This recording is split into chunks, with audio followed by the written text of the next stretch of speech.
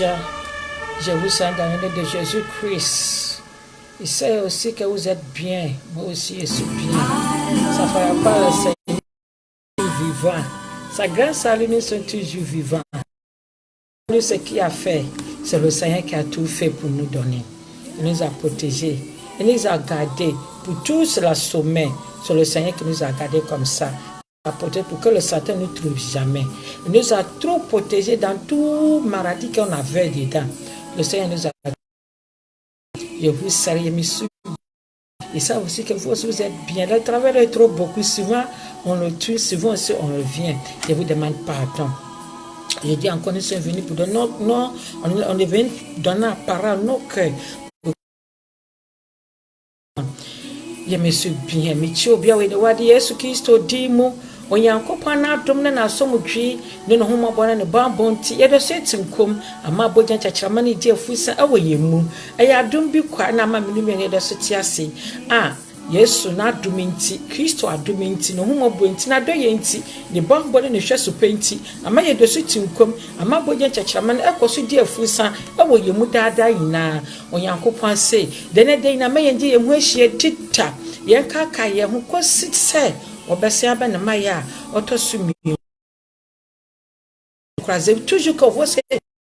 paix dans son parent pour qu'on se rappelle que le Seigneur il sera viendra encore. C'est à cause de ça tous les jours on fait tout possible pour qu'on vous donne la parole de Dieu. Donc si tu attends qu'aujourd'hui je sois assis aujourd'hui pour donner parole au Seigneur, il vient dans la parole, le Seigneur son parent à toi, faut savoir que c'est son parent qui me dit que faut ne jamais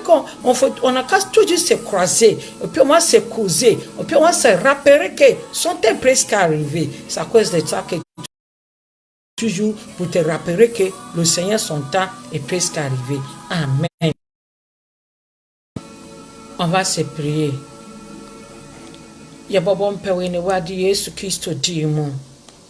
Le Seigneur, bon Dieu, nous sommes toujours vivants près de toi. Aujourd'hui encore, tes enfants sont vivants près de toi. Venez donner ce que tu devais leur donner comme ce que tu fais tous les jours. Je te remercie pour tout ce que tu fais à tes enfants. Je te remercie. Amen. Aujourd'hui encore, nous sommes là tous les jours pour qu'on va donner la parole, on va causer ensemble pour donner à nos cœurs le nourriture, comme la parole de Dieu. Il faut qu'on ne s'est jamais oublié que tous les jours, il faut qu'on va causer. Donner des noms, ça c'est, il y a qu'un, il y a aussi, il y a qu'un, il y a mis à sem, il y a aussi dit un comment, il y a aussi un cacaille. Et ne m'a sama média ba ma tu ne dis, il n'a c'est. A die day chim and your way. 2 Timothy verse 3. I said, and die a day topic and say a die day and your woman. Mre a yimbre and your woman. Intino then he now a yimbra your woman. Your horse say yabba boy your home, yabaka your home. Ne yamu se mrena akano a yetsia. Inti itwa se ye boy ye hu sie maame mbe na aka ni ye tia itwa se ye hu sie l'auteur presque le veut. Faut qu'on va se rappeler tous les jours pour se retirer ce qui ce n'est pas bon, pour se rappeler que c'est où nous sommes arrivés là, c'est dangereux, où nous sommes arrivés là, c'est mauvaise chose. Faut que toujours se rappeler. Aujourd'hui, quand tu te levais matin là, tu avais très mal contente que tu as vu l'amour. Comment ça y est? Mais qu'est-ce que tu avais dit à le Seigneur? Est-ce que tu avais remercié le Seigneur que je te remercie que tu m'as fait se réveiller encore aujourd'hui? Est-ce que quand tu te levais matin là, tu avais pris ta Bible pour dire que tu vas regarder ce qui ça se passe dans ce monde et puis tu vas demander au Seigneur comment je vais savoir pour sortir dehors, comment je vais marcher, comment je vais causer avec un homme, comment je vais penser à toi, comment je vais savoir que ton temps est presque. Est-ce que tu as une fois demandé tout ça là? Tu n'as même pas encore demandé ça. Mais ton travail que tu avais envie de faire là, ou bien l'argent que tu as besoin que quelqu'un va venir te donner là, ou bien ce que tu avais besoin seulement hier et puis quand tu allais te coucher, tu sais que demain matin, s'il me lève, il y a quelque chose à faire, c'est ce qu'il a pensé là. C'est ce que ton aidé à la su. Mais tu avais oublié que quand tu te levais matin là, tu devais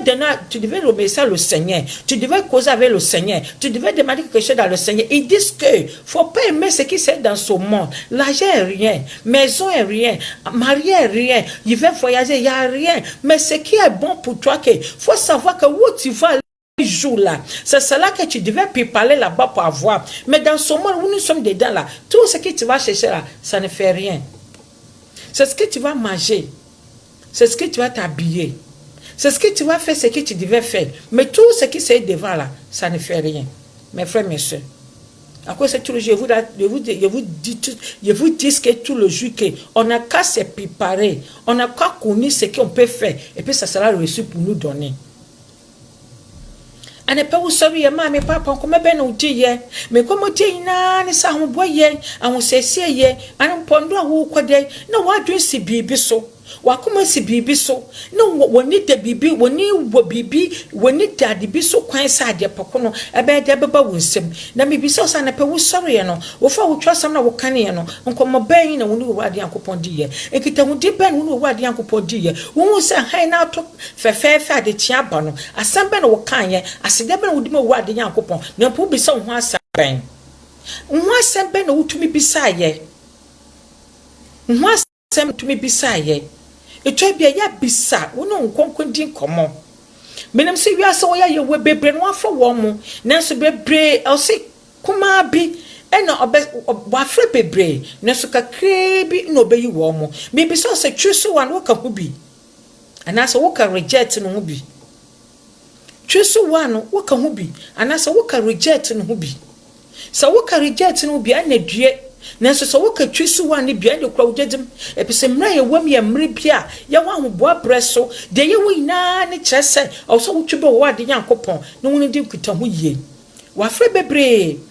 o so wa frɛ be obi ma ne nkyan nanso bebre no mo ina ba ne nkyan o se yinjai me ni na yin mbom efise okuofo bi ena okogu na aduaba na bro okogu aduaba de chinya no ife wokoto ye no na aduaba boni so ayede efifiri wom na okobisa ne se wura wodue ye wokodua ye aduaba boni bi so ayede ebefifiri mu me kututu no nko ne bisa se eja ye kututu mfimu an o se munya matwa bi o se munya me ne nyina yimbom na se ne nani say bebre ne ye fa ye ho se ye kwa asori bebre ne fa ho se ye kisiafo bebre ne fa ho se me afranyan enso ye ina ne me betumi afran mbre no du obeseleti aka no ho ana wo ka ho bi me so me ka ho bi me ne mo ho na wo ni friend na wo che obi kwa so koto amunem wo ni friend na wo ye woni so nyansafo wo ni friend na ye sa wo dia pipe no 1 minute da wuyam wo beta Facebook so wo some no maybe so what ka twso wan wo bia na wo ka hu bi anasa wo yegu ya ta demando et dit c'est beaucoup qu'elle les appeler mais c'est qu'elle les appeler là tu es dedans c'est comme tu allais pour chercher le travail quand tu arrivais dans son travail là-bas il y avait beaucoup de gens là-bas et puis quand on veut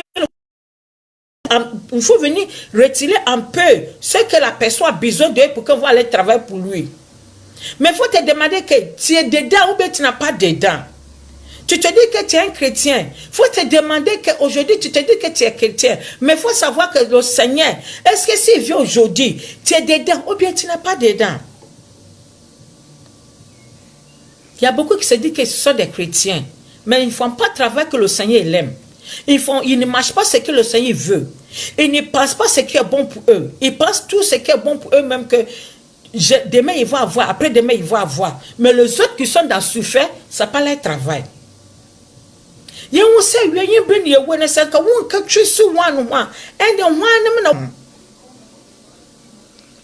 C'est que c'est à travers que tu allais chercher à voir là. Il faut te demander qu'aujourd'hui là, si demain, la personne vient te plaindre qu'elle va faire mon travail pour moi, c'est ce qu'elle les a cherché là, tu es dedans, ou bien tu n'as pas encore dedans, ou bien travail là, comment tu vas faire? C'est la même chose, le Seigneur aussi, il vient aujourd'hui là, il vient pour ceux qui sont sérieux, il avait eux, ceux qui ont des Saint-Esprit, ceux qui marchent dans son parent, ceux qui sont sérieux. Je suis venu causer avec toi un peu son nom. Mais lui, comment kakbabi? Tu sais, one work à home. Yan fi akan kan sam kakra. Se na twa sam na kan. Ya ba hwe. Ne hu baby aye ko. Embre ne ye adwuru. Embre ne adwuru. No hwan ne badwoma. Na mpo hwan ne nyame ne si anemu. Yan fe bi bo twesem no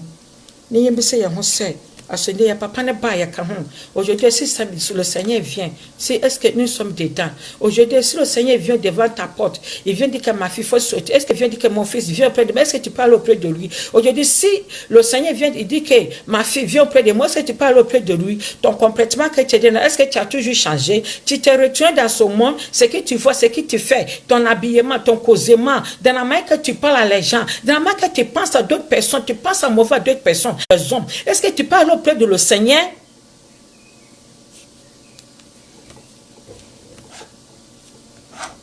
Bien fait à Saint-Bautier, c'est quand Timothy 3. Bien fait qu'à craindre, mais de ma main, amen. Amen. Asi huni ye se ene de tiomuno. Emra aye di mo pepa. Efi se ni papa ya ahopefo, sikapefo, anwahoafo, ahantanfo, ebususankafo, awofo asam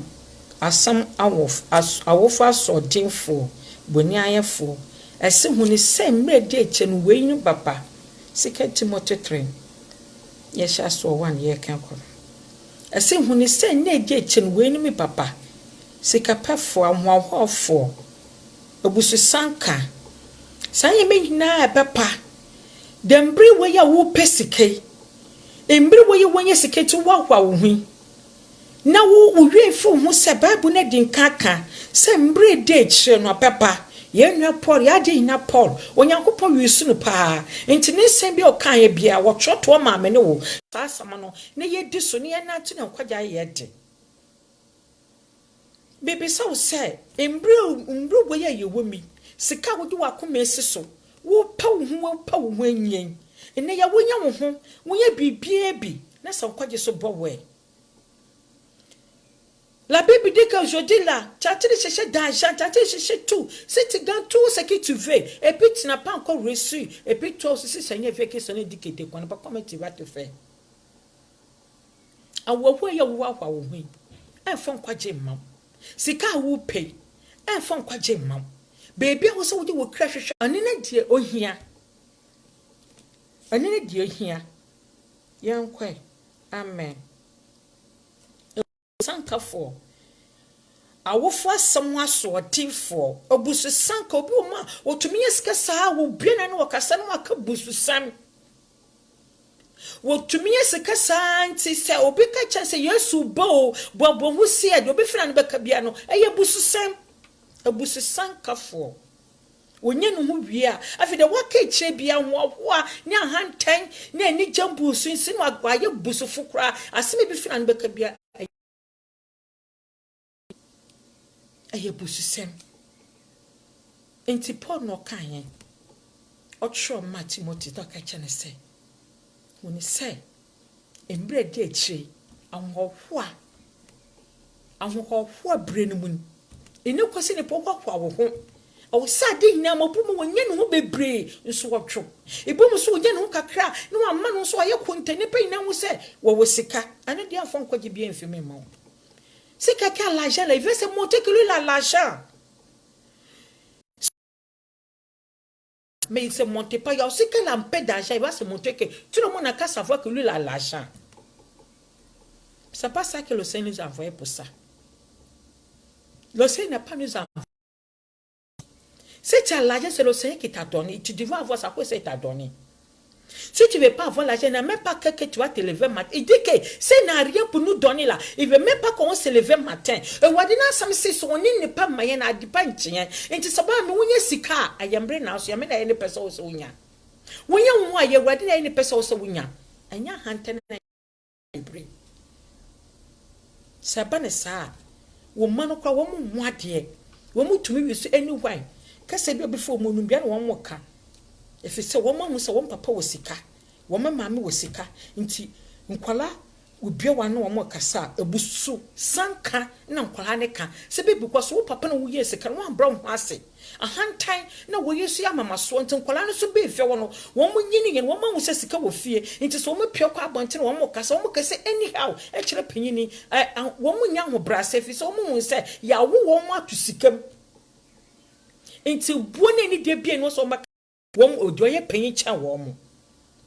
Ante Bible or change say my fam and my fra a pusu sanka. Kese bi before kola no bia no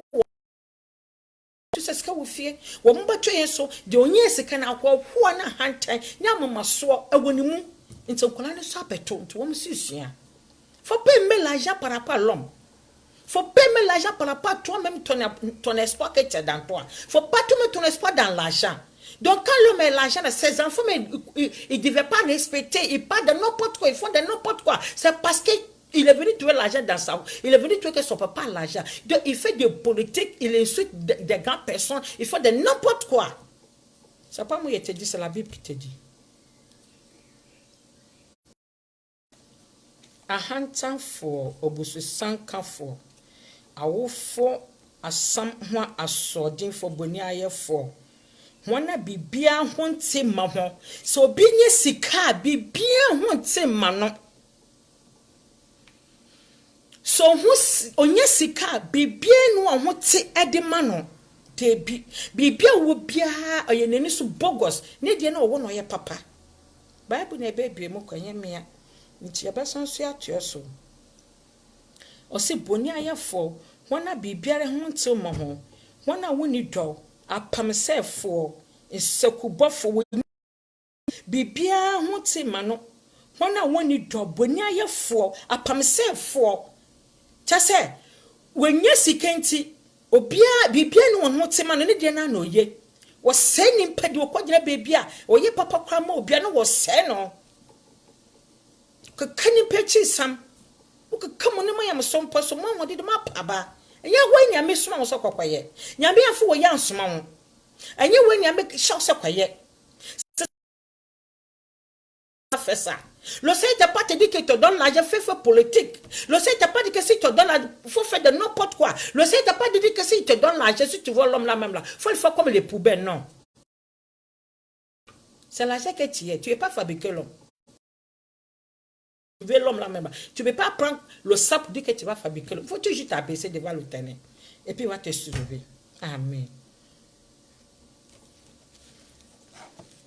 Bibi a honte mo. Wana woni to. Il n'est pas l'amour. Wana wan shawa kono so. Ah. Obi wo mo ntumi hye na kono so. No kwanto ade no ntumi hye no ho so. Bibi hye no so. No ho so bibie mu no na wo prefer say wo be di boni bibie mu no na wo prefer so be ye de nipa so ye bi muntumi nsam akono so aya mo hye makono so kakra bibi na hye wo so kwa ye ho boni na wa hye wakono so ade na hye wo so for so kwa wo wa sa hye wakono so aya kono boni papa se bibi press so kwa ubema aya kono boni ito be hye wakono so na Bible oyi mema mene hono. Amen. Yanko. Wana won papa afari twafo ene dinfo wana wo hran afari twafo chi afari twafo sisifo wana wo hran Bible na dikra nyamia siso suban woni ye wusu Wunyamba tantem bi yifa akwemu. Wenu edemponi na mwo. Ade ye wodi na woji sekena papo topiti plan. De méchanceté. La Bible dit que ceux qui sont de méchanceté, ceux qui se sont de volés, ceux qui sont de criquettes. Prends le quelque chose qui n'a pas pour ça t'apprendre, ça n'a pas t'apprendre, tu t'apprends. Tu vois l'homme qui s'en va il a des problèmes. Au lieu que tu vas aller lui aider, tu as le criqueter que ce sont mauvais, ça cause de son mauvais qu'elle a eu. La Bible dit qu'il faut changer ton comportement. Sinon, tu ne vas pas avoir sauveur. Le temps que le Seigneur va venir, tu ne vas pas avoir le sauveur. C'est ça aussi bien. Bible ne yiyem bia di yemu. Me yanko Bible no yiyem bia di yemu pa. Afar twafo enya dinfo. Hwana wo hran. Hwana wo do ene de chiesi onyankopon. Wa do Jiti asin onyankopon wokekar woni manyam sompa no so ma hode de mo apaba Bible no ko Second Peter 3 ana ye kan kono anyame na meka nti yankwa wakaka mo no che me sompa nenso wompa mu ahoden saa nimpa we dwan ho fi wo ho Bible says san kofo we yen dwan fi wo mo ho ye obi wo mo ya pretend be bi wo bibia bi wo bibia bi wo bibia bi wo ho no wo bibia bi nanso wo kwa Bible no wo kan a wo baka se wo ye angel wo baka se wo ye soro abofo de boni bia mata no Bible so keka woni ma ya mesompa nso wo pa mu ahoden saka wadwen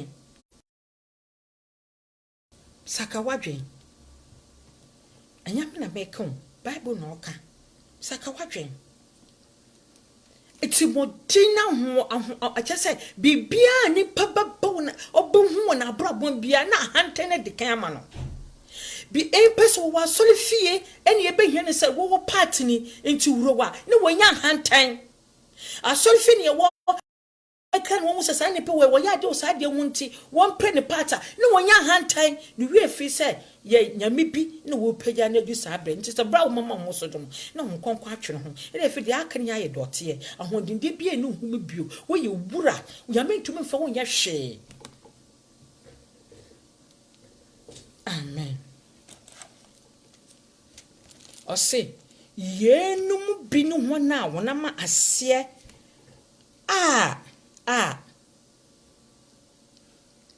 yenum ase twumu fi wo ho na yenum bi no ho na wodi bone ahyede ehye ma menka ne ye ya aso keka woni ma ya mesompa so mpa mu ahoten saa nimpa dwane fin wo ho na yenum ne wo mu binum a wona ma asie hyanhyan fie mu na wo ma bone ador na ahye so a akwana hodo okeka wo no mu wona wo sua da nanso wontumu ho no kra wo sua da so wontumu ho no kra de bia Bible wo denenim wo sua day and night so wontumu ho no kra fi say won pass asema me kokan obeyi mi anka satan enti sa me ka mentumi ndisunti ono wo beka ne trarara Bible wo beka ne trarara wo baba be preach trarara so wontumu ho no kra wontumu fo yamp na me asemu no kro ade se ho nkonkro betumi abetre wo mu ben wo so etre wo mu nkonkro betumi na abetre wo mu wonye sekeseke nimpa ntonto betre wo mu il veut faire possible pour connaître il peut lire pour dire que lui connaît la Bible mais il connaît même pas il peut même pas prendre cette parole pour dire qu'il va marcher dedans il va se soutenir avec ça il s'est mentir il s'est menti il peut même pas sortir la vérité. Il a toujours se dit que je suis un chrétien. Toujours la Bible dans sa main. Il lit la Bible là. Mais il ne travaille pas ce que le parole lui dit. Ce n'est pas ce qu'ils font. Ce n'est pas moi qui te dis, c'est la Bible qui te dit. On sait, Jean ni yambre, ni mosi di esi non. Jean ni yambre, on me sait yan wadi yan sentrene. Enti yen yabre so, ene tan ye mebesi. Yen yabre so. Ene sa sencheni na abusum sam na konfusam ibesi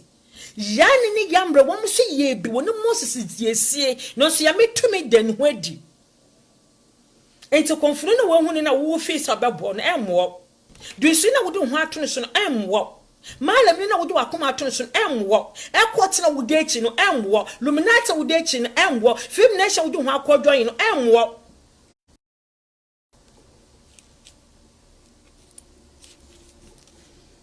ase saa na yenum so nyini no kura ne di asie nimpa ho na adwene asie nimpa ho na adwene aseye wo mu di no kura ne woni di kura ne di asie jane ni yamre ne Moses di asie enti saa ne yamre so wo mu ni no kura ne di asie obiti asoli fie wakote yemi asem kwanye wo hwe wo no mo no akone mwalam ho wakone malabo ho what to train me? What's any poco? We yame tough kasipa. Amen. Faut ne jamais dire que tu vas aller à l'église et puis après l'église, tu vas sauter, aller dire que tu vas aller chez le footisseur, tu vas aller chez le marabout. Le Seigneur veut regarder cette personne-là même sur ses yeux. Toi-même, tu te lèves tellement le Seigneur parce que tu es Satan.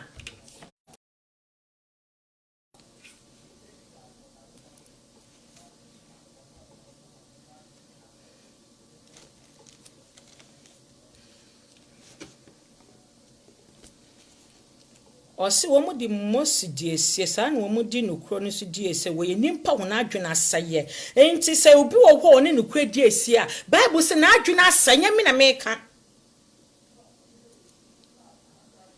Bible se nimpa ni nukro di esie a sa na wa adwena so ya de asay ti de devenir bête tu es pas connu la vérité tu es toujours sur les manteaux il vient te mentir il vient te dire de n'importe quoi puis tu sous et de la personne qui est comme ça là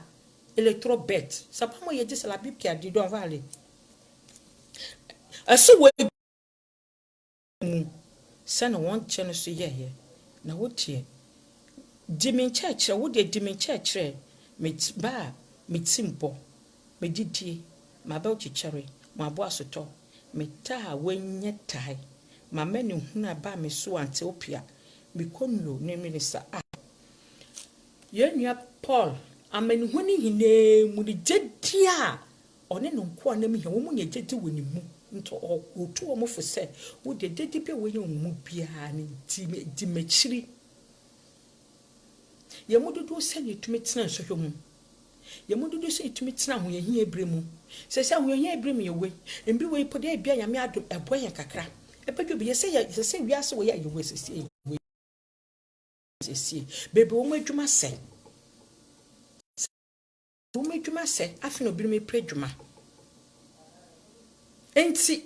enokro na we hu no entonkwene so nokro no mu yie nanti onokro no mu yie mo bi ndi nokro no fi wunsem o mo bi ndadawo o mo bi mfo wo dakumba ye wo dama debi nokro na de wo so wo mu yie e bi se nyanya apreso esi pen Enti the Bible kache edif atetene nyame na asem na kache tetefo na wo mbe ye adwuma no ama wo nkonko na mo so wo twro ye no aye na nyanya abrisu so start no enti awo nya afi na be ho enti huni sadi na emu no nyame oni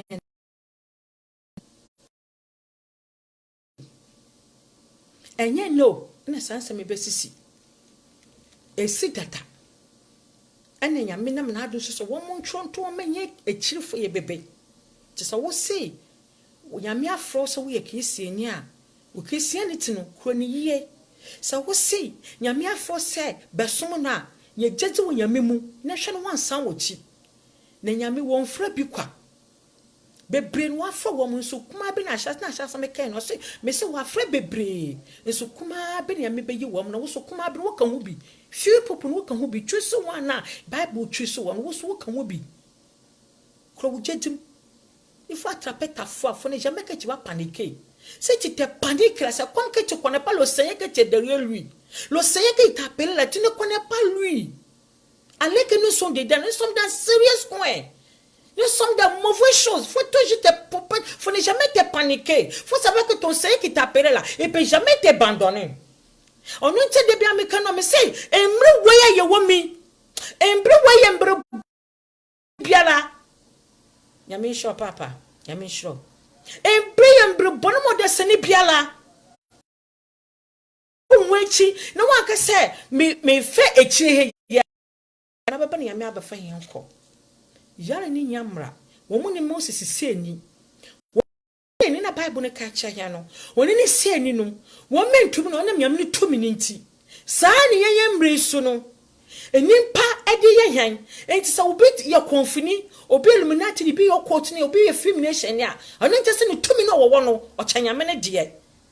I see pen. Bra Moses so kwese okwaji Israel fefun kwaso mu no. Yare ni nyambra mo be bonsam nyama wo mo yaye no. Wo mo ni die sa so dwo bebe mo ankasa pretenders ka so oh. Enana we de nyame ni setia bi no yesa. We de nyame huhu bi no yesa. We de nyame tumi bi no yesa. Enti for savoir ko we ye dusini, we ye konfuni, we ye malemi. Ye bedu bebe, nyame be ye wusuntuma. Efi so tumi bi no butumi je yi wade yakopon nanim. ito bia yam be wiase se ya ba betire wiase we ma ye de ye pe ne edwom bi na se nwene ba ya boyame sommo embiri wo ye mbere bone embiri wo ye mbere bia ye den embiri wo ye mbere bia hu ye hu de bu papa no etwese ko mu diem de bu papa no etwese ko mu diem ye dan obi se ne ibe maame utumu so ko fo gugu airport wo mu twene pren wo mu ni pren no wo mu gu airport edwum ho ebe pan won tumi ase ankwa Ghana o ukrom ha na wo na mbiri na adwu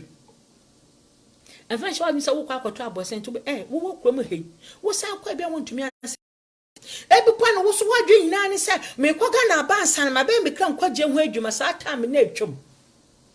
ebe wadwe nyina ne se me kwa kwese me danyi ma bro seni na sa be no wa nyame ayede nyame abokọ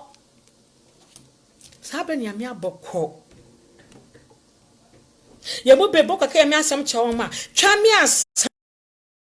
dan wey ma me ye wey ma me wey ye ndik sa nya me wey enfofo so de bia enfefe be bia fa mbra wo se de nya me asem aka fo ho no na twan ne mu asa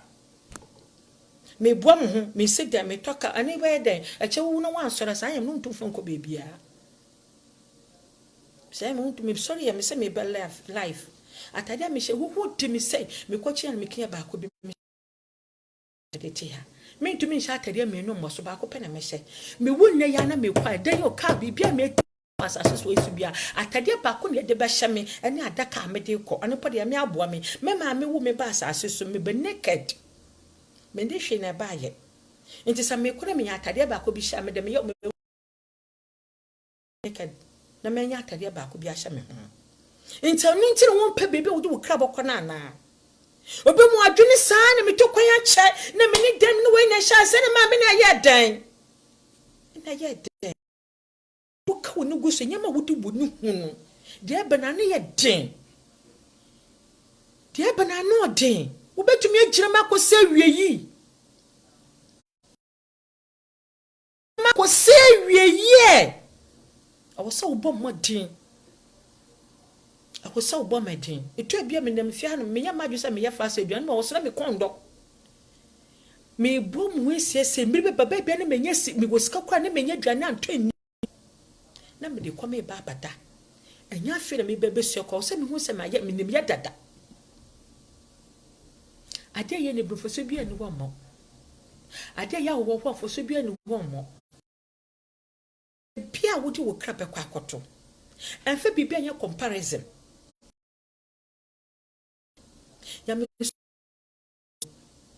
Yamsum akuma me san sa akuma me wo didi wo horo won sa wo te wo hu no sa so na wo se de atu mu no aduane wo di na efa ani diem na ebesen ko de yidi no efa ani die ne mu na ebesen ko yidi na efa ani die na na today na me come mark 7 but me kaya kudwo bebe me so oh me start to make me so oh nti ya me ya fe ya akoma nkase ya fe ya nkase ya mesom ya akoma o se me kanya kudwo bebe no wo se hwe aduane a yidi no anu kugu ye funumu na fa ne geni ma besan de akọ na de ye efi ye mu ba no enu ne de tesa akoma no de wo fefi wa akoma na twa bi obi ba ye obi bone a akọ ma na nkonko twa ma adwene obi bone a eden wo dwodwon adwene teki ajesa ni pedia yemi antampana na nwabufu akoma na teki adwene faya na akoma na teki na show asani pa odwuma me na no apem aka dwuma me de bedinu no efiso wo twene de ye ni ya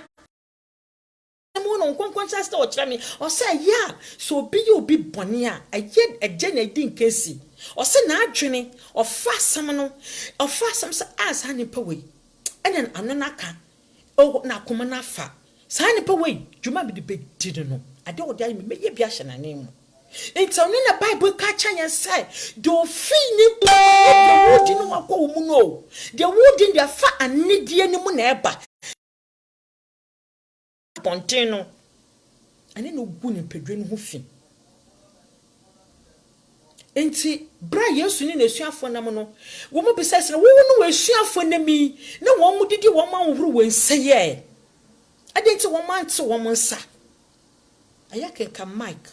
7 dem se me na wo ho Jesus so ka che wo mo se mo de tetede ne na mo dwene ho na me kama che mo se nyensa wo ba hoho na se wo gwa wo bedwere na ya ho pedi mo na ko ni pedwam no gu ni pedwam ho fi ne mo do fi ni pam ban akono na me sha se me bisa mo nkonko sa na no te so na se ya akoma ni mu no di fi bano eno no gu ni pedwam ho fi nti so be ka so waye kristiani aye bonage a akoma na ode ni mu na ode kare nyame asam na wasunso ni mu na wotwe mu totia eye nyame fi nyame tantan bi efu ni mu no ono ene apie awo ni pesunu kwen obafa so bakasa kwen obayiriat kwen abono to so bia bagina di na dwumam wo hu bone an yem ye ne ya ama ne nua ne nyokoto bone mo nya ya mehyehyɛ ma no ono na yakese wo yekisiani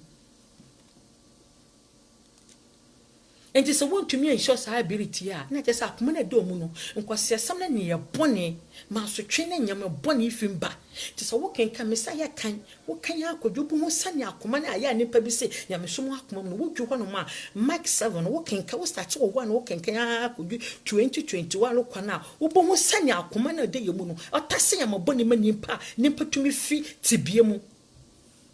ma wo sumi ye life and first some ye say obi asumi to me sumbi atatente do be hye wo bakata wuti so wo ye makeup te se ma betan ya me ye makeup si mata de kese me ye kisi ni nanso de demu efim mu baba no mama na anye kisi so a na se de efim mu burugu ni pedwenu wo fia kese me saka ye me ye yesre bon me nya bon agem de so wo ti bede de ye mo bebre kwa asori tin nso wo mu so wo mu ni ye ne nkyere se wo masakra wo ye kristiani wo ya sto na masole fie bibiam di problem bia baba so wo bia sa ne pro be kreti ense bia baba so wo bia sa ne pro be kreti what asole fie wo ka bible wo ye bibia bi no so mo sakra ye asembia bisi bia no hu wo mbi asembia be basu bia no hu wo mbi maame wo di we na etwe ne yankopon what you win or what you say so we you can quit your word man and today be a kasa me ya me kan quit your word man me ya me kan quit your the me so ben when what you can quit your word man woni nti ase ma wonua so why ya de nan ye no be catch wonua ne pesa ade we ye ye ya obeti ne nua na se no we wakasa okay fa cha me ne ye ne fofo no a kina obesan the same thing wontin pass woni nti ase woni ahbrase just nature so yamena wo sum na kosi wo so sum yameno nti wo ye sure say subana amambu na wo bu no ene ya na jo kwade na se papa ne se ne me wo kana mamu eto bia ya careful me ya me so me ho aya me two me so me ho ti da bia na me ye na se suma brabo se na be me yankopon tam boni bia nkaba eto bia me to no na me ka ka se me ni bi wasam e wo na me bompe so wade se me ni bi wasam na me wi afu pa facha me na woni nya kwane kasa mame me tell say me di obeka kra me bon pese wade bom na me ntio enne ya wo be fam ko ne pene sika me ho wade so bo me suro me ho if you say boy na ko se do kan wonde kan on church and ho asa enti me tell say man church ra me ho na me beta na me be ya me beka ka me betete me nsa ni hina ye zero tese de me ye no konfoso bi ye no ite bi dan ne ye no bi tiche no kwala me hwade ne de kan san bebre no se aba mo so me ye me ya but some na wo kon confirm say wo say me ye me mia mo ho na me ye ne ye aso obi o mo ye kristiani o ye evangelist ni wo preach nso ne ma ono wo motife de wo nu afi wo mo nso say they want to me ahwe ne fie sue no want to me ye hwefo adwuma they want to me ahwe ne fie sue no want to me ye hwefo adwuma wo sori no afọ bible abotu onim na wo kankan na wo bokacho ba wo ne neti wo ye konfo wo ba wo ne neti wo ye dwomabofo wo ba wo ne neti wo di atro wo ba wo ne neti wo nafie wo ya tantande basa wo ntumi nto ba no fo na wo abaka che obi so obi wow eti so wo wasaka denta wo ba no so wo sakra no wasaka mo wo ka che obi so obi saka no wo ba na wo ne neti nda no onya saka no wo hu da bia ne yetwa wo ha na wo yi fra wo ha na wo yi yese na wo ba na wo ka che obi so obi saka wo ba na wo bane saka yenti wo huni nya eto bia nyam maki so som na yaja to ye ho so no ye nyama ne nyefe ne ye wa obia woni fi obia wo de oye obia tini fi obia wo de oye obia wo na dwuma ma obia wo de oye obia tini bua na wo de oye enti nyame so ni makoma no mu na onim ni pesusu sane etie na onim ya brabo so sane etie na onim ya kasa so sane etie enne ya se papa ne sane na munyam a so oba ba fa wotefo akwa bisa wo so wo kan wo bi obi ne sika wo mfa ma no wo na obi anyinsa wanche dan ya wo na obi nyim nya wo so wo yere wo ka ya aboshe masa ne wo bokwa bi mebi so yima no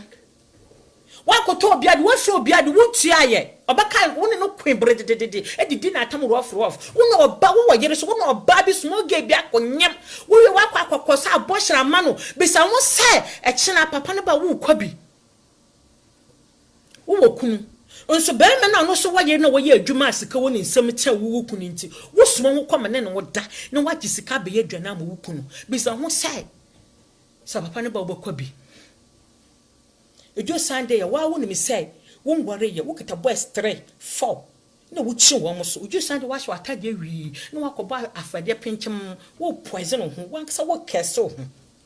nya sika bia na ejitu yame na akwade o se so wakam ya tese so wo kwa asoro kwa wonu temenya so wonu wonu temenya ya kan Matthew 5 verse 21 kanya ko see the end ubohu same ho ase se wonu wonu ntamenya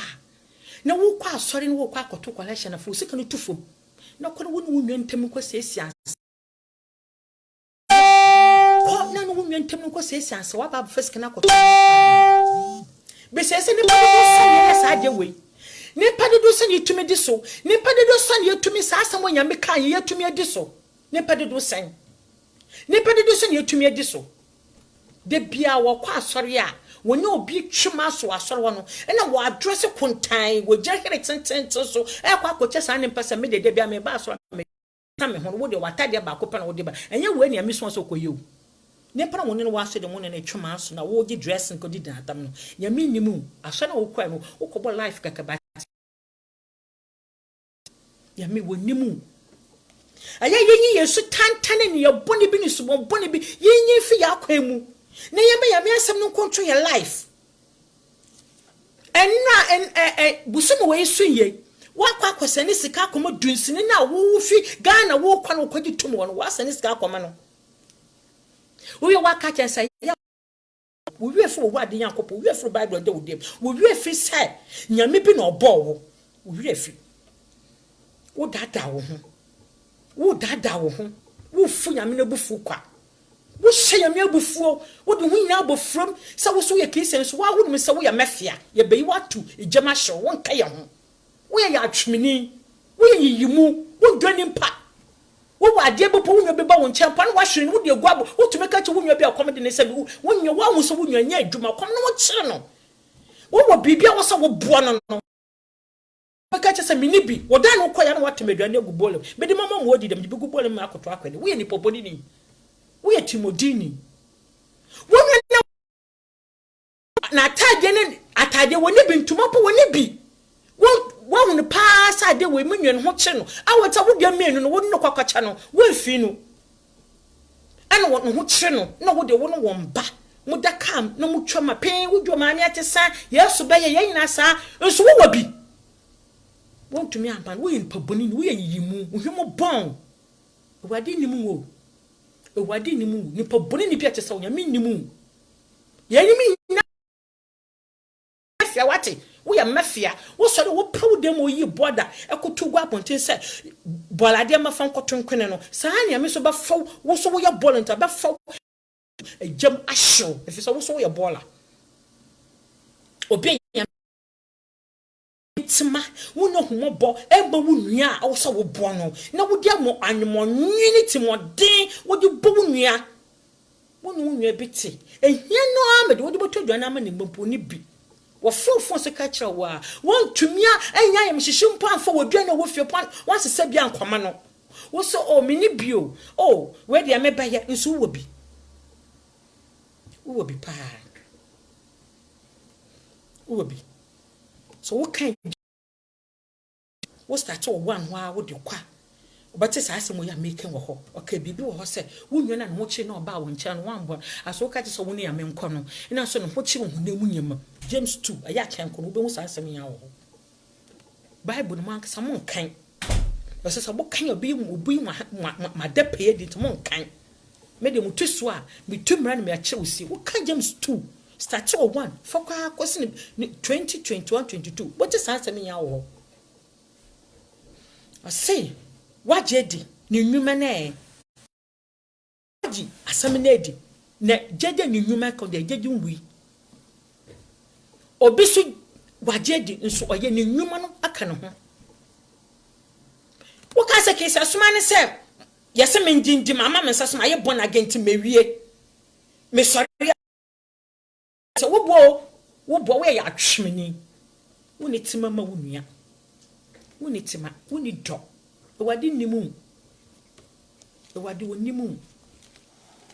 momo kesa sum no eya momo kesa sum ya wosusu wan akota so le fie wo pastor preach on no wasori no wan metskada koto eyi ball no wo ya mo bia wo se wo bi wo ya atwem de wo ye fi wakomam ni penti na wo ye se na be nipa bu so wo sika obi wo mo wo kwa asori a ya bo afade a nya de so fun bakre obi wo twen ana sa bakase mo kisi kana bafo no ja koto eyi ball no mu se na be ni pen na bo hu se wo sika se na be ni mma na wo mu gwa so de mo bu se brai wo sika ne pe be brain boys be brain wo mu kwa asori a wo mu disika ye show point oba be mama scholarship wo mu ne na kofi akwada anu nte wo mu kwa asori Europe di ebu sa na Ghana so tie sa na Ghana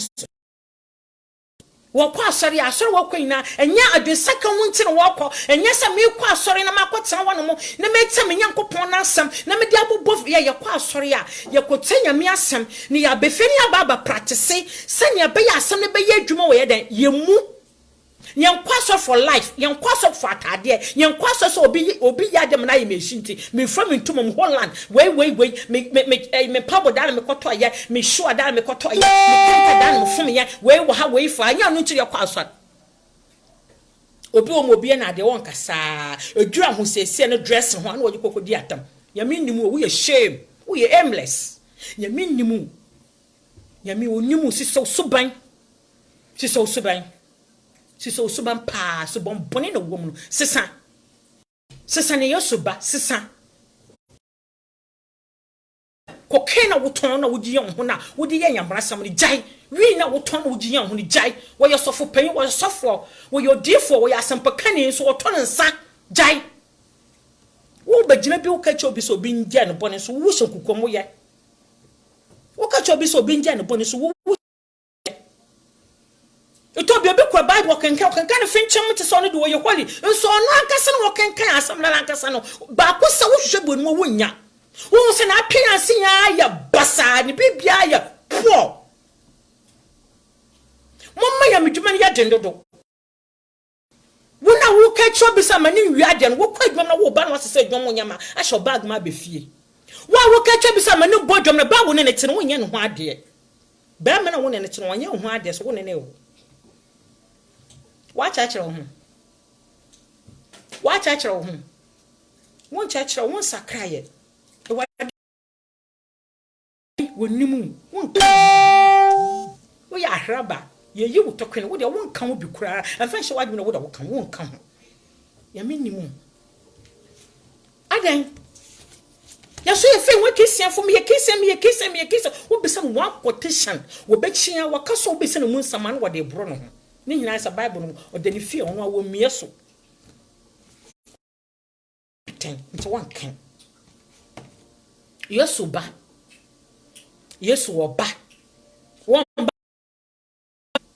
won ba fo hona wo se me de wo ya history bi to make us share me de wo ya me no be preso na ye dan wo wo se wo ye kisia ni no obi abeso oba ba practice so ahwe so wo qualify ana wonum se kisia de no eye qualify wa kwaso no wakusua no wa befi no obi so ba betese wa hwe se wo qualify wo wa kwa asore na wa kwa kusua na wo se wa kwa asore Bible kwa wo se no wa hwe watade wi no wa kwa kusua sane kisia som tie into wo be fie pe abonsam so bodwe bi mu aba test o say wo qualify Jesus obaye no okọ test nkonkwan ka se pagya no ko osobo no mu abonsam ko so no hwe e bisa ne se ama ne hu ne se o qualify ana so on qualify ama ne kidi abonsam so nkunim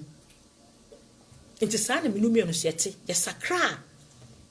na se ye kisian fa de fam na de eti na no aye test awo so mo de test yen na wo mu hu se ye qualify ana se en qualify itwa bia kwa no tum na bom pai mo na di mo adam mo no hwenya me asam mo na sam konkon se biam nti ase ni na mu asam no kure se na be ya me so mabutum ma practice na me me di obono fo so wonim se wiase na wo won na abonsam na won na wo apam nti da mo na wo fi ho no mo obedi re wade Yesu Kristo chi no wo shane bufuo nti kon bia no so nam so ye won adwuma nti obetumi adwo wo bem wo kunum wadanfo bro na wo te so adwumam obo mo be fa Yesu ye ne kana adwon kopɛ na ne bibia tam abetam to Job nyame ma akwa ma abansam otam Job nyame o ma akwan ma abansam otam te Job nti saa na me ne wo so otuma makwa mo na oso o man so yo so sinye na obo yo so maye so nso ye bia nu obo yo so mama na ba yo so na de baba yo so bia na so ono awurade nim se betumi agina no ano ye den ofini posu tututu mo ye twetwetwe ya me da no kra na ihwe bi sim ha me se me twe ya me ne sha se chinsuo me se kire me nya ene ihwi me ha na me hia ya na ihwi wa ha me se me twe me yes ya na ihwi start me ni sa se epu nsuo me se kire me nya ene awon mo ma adwe me se ene Jesus ohuna me ne wade fa cha me na bo me me ndi wa asam so ya twetwe ye tututu ihwi ye Jesus so ya twetwe so ye na basa na wo de akaka na ba wa kwan mu a na wa boto na wo yede wo pe na tse wo so wo suppose na obi an wo so akoma ne bidomu eto be ebobofu but ye bofu no enfu wo sin no kwan so ni pa na wo ya ade na bia ade bi wo ya gesi ame asama eni ame asama mfa no de wo bobotumi afu na waten no but nya de bia na wo say wo reate me va de metumi hwe wo say ya na mebu oni chi mi awo kama so wo me fiu ma show say na me bu na ni kama so be ho me va de me fiu se me hu ni pa ben awo ye nti me fiu wo be ya ta me fiu o wo no mo na mo hu so wo bo adwa na makasa ho wo bo nwe ya me fiu me sim baby me ma wo me sim kisa so ho kwan me ma wo mbatu me din me ma wo fa din bia wo pen fa ntom so wo ankasa wo de sa ho sakraye nti me fa me din umbe be yusum sa na wo pe kisa som aya practice eju be bia ye ba fa home ye ba fa otayem ye ba fa amanem no ni hine mu no ye nchina me ye wade yankopon anim yam ndedi se se we ye bra ye tin ene ye womi se we ye bra ye tin ene ye womi bommotin so bokro mu diem bommotin so be gina pintin bommotin se bibi ntwon san yete hanu mu ya yugu hanu se ye man wo mu ko school no kra no wo mu nko ye baby ye beso ye beso ntumi nko school betum abese wansa kwa bomba ka chen se ya fani way show hu sapo musuo so wo so ye kisian na mra ye se ye pempa no ko 220 sasa mo de bia meka 220 no bia nim sasa mo ye bese 6 months me ye womi enche gibo afini bo kwa wiei na de aba no yinim de wom show sapo musuo ni ya nwomo nwini timo to ye fi wutrim ya dwun fi wutrim wonwe no wafom mo enye hwe ya yete he wonum de omde ye asembo mo yeto han ma wo kwa obeso ama me nanso atom me mfa ho menim se de wafra me no ono wanfa ne yize so no ye ne yiza memim ye ne yize wo de aroho a me medi aroho ye bo no a ye bebo me ye tan na ye betan me aho ntimi eya na me nwunu humpo ade obi obetu wiaseni ade one day baye no wo Christian na anyame no hubitu mu no obetu take so many years nti ono na wo so wugina ni je na wo de wo ade ase ono no ni membre ne na awo woni ono no ni metam ahihya amam embo nyame sombo se wada ade na me de wa pa me de bi ono no ni me de ya wo de mo wa bebo wo wade yankopon do mpo woni me de ya wo de mo wa bebo nso so ade woni bia wo be den wo kwa akosere no be kwa akowia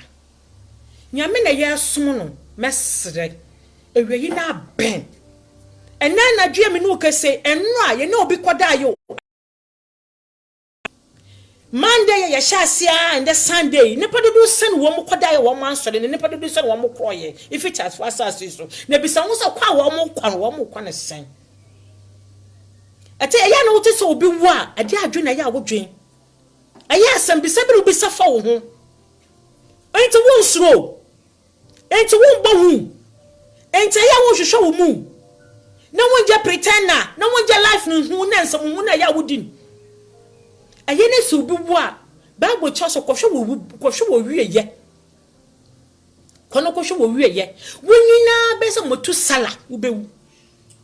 wo panyina ye se motu sala wo bewu bo pa wo kondo so bobo chi ne bra pa do be you proud that me be wo tie masem ayeye ma abonsam sire nyame dodo ye be Satan wasiri nyame dodo otumi kwa lokoje nyame nti we na se aye wo be kwa na de wo ho wunje ade no mto wo Satan baby wo ma me papa je mto wo no mo na hunto Satan baby wo je mto wo no mo na ne hunto be anya ofi me fi na to mu na me fi ahantan eni tan ho yes be awo mu emwo je mutuku baby na de ho sanya me na tum obi o ma ade ye ni ya wo so ni nyo wade bia na ye ni ya adan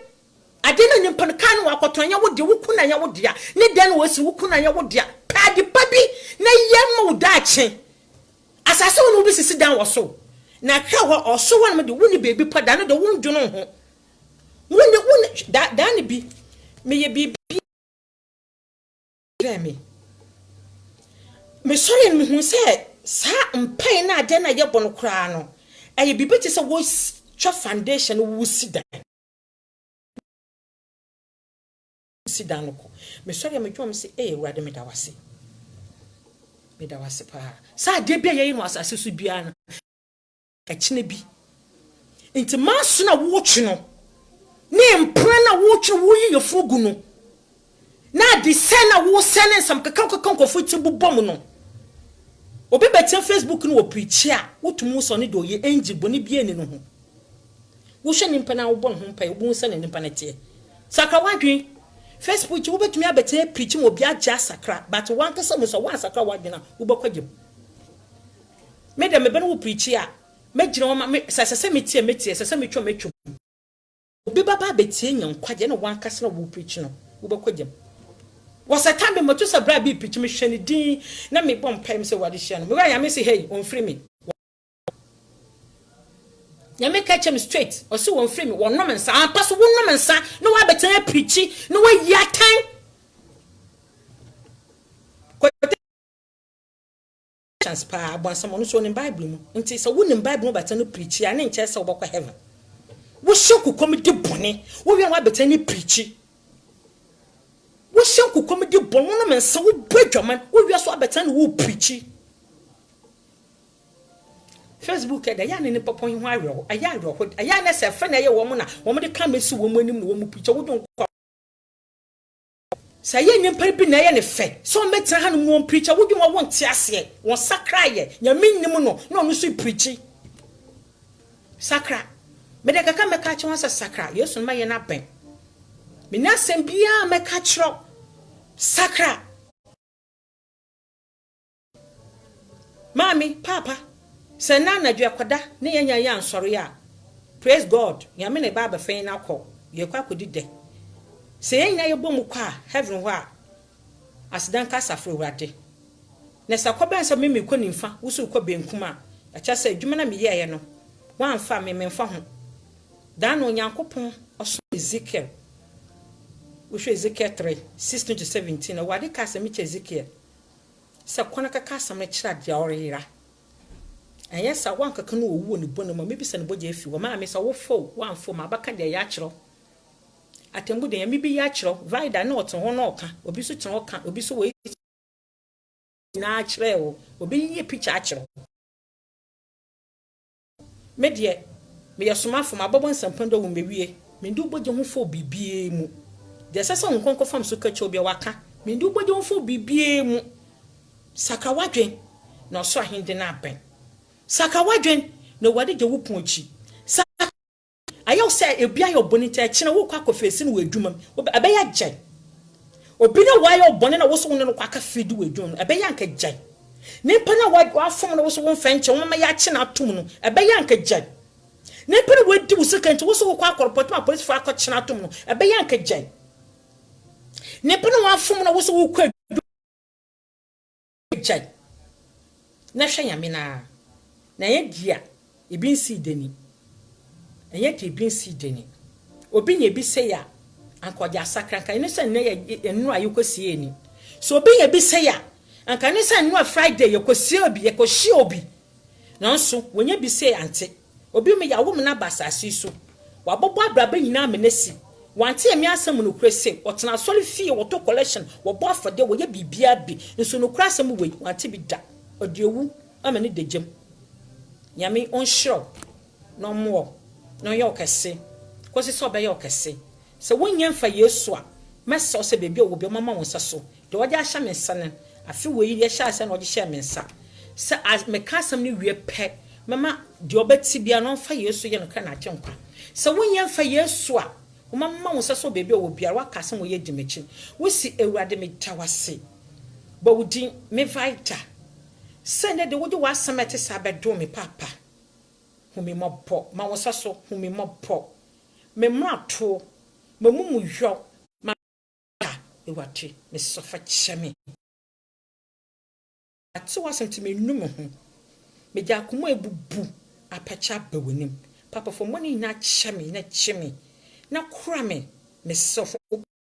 me ho efinde de ko me yesa boni ni bi wade humi mopo papa cheme na kura me na sesie me na boa me sabe ya me nkoboni no ho bio na papa se wo san woni mu yemu a metumi no ananti metawase so wache me metawase ye wade akwa medawase no kwafo ya me aseden ka wodi wo maje wasem wo mafo wasem wo mafo wai wo kan wache nkonkon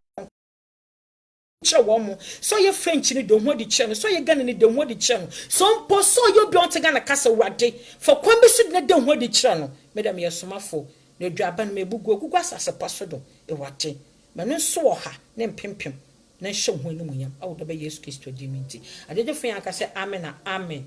Christ asomdwe anka obi bia apa ya me on show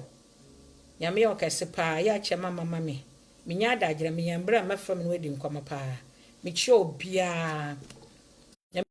bia so we osene bro bete ya me asem me sraw asam no woti ankoton kwene feye wedwuma gina pintin na fa asam ne ye edwuma munti ene de bia me ba woma asam manungu nkwanchan manungu nkasei mu manungu obotan a insu enisu aya fetos of feta manungu so manungu asase pa eye honkonkon ba obutume dua ba pa wo mu a obi so beti wedi mesre ewe na ben mesre mkoto jogu fom wome yen botin ne ba wate do obi agya yen bia yen twa so do obi agya yen bia yen tonkwene yen fa do na bia koye entena embom entena som se ne ya yakwada e wade pa wa fehna ko meye bra ye bra na nya kwa obi wo mo se me de nyame asam kiri se aye no kre nyame asam kiri de so bo modin so obedi asam no so na wanantu appearance ni sekis ina no enye fi won nyame anim wate dani Jesus okachen kofu bi de ya atwemfo awi won ho no di ma wo ho no so nje obo ye no so nje oye no mu na ana nti mesra inu ne outside no yamani mpie enhye gya so ni di konkon no enimonyam minim se asem wei ya muti mugi be se ye kwala ntam ye hihye dem yankwa asore so na ye bi wakomam quotation si bi agibo mo bia no so afọ book na wa twere wo ye wonyam bre na wa sua na wa bompaye shonkokom bompaye na gyankom hunu no obi phone so ka se ma me se de me mani abre o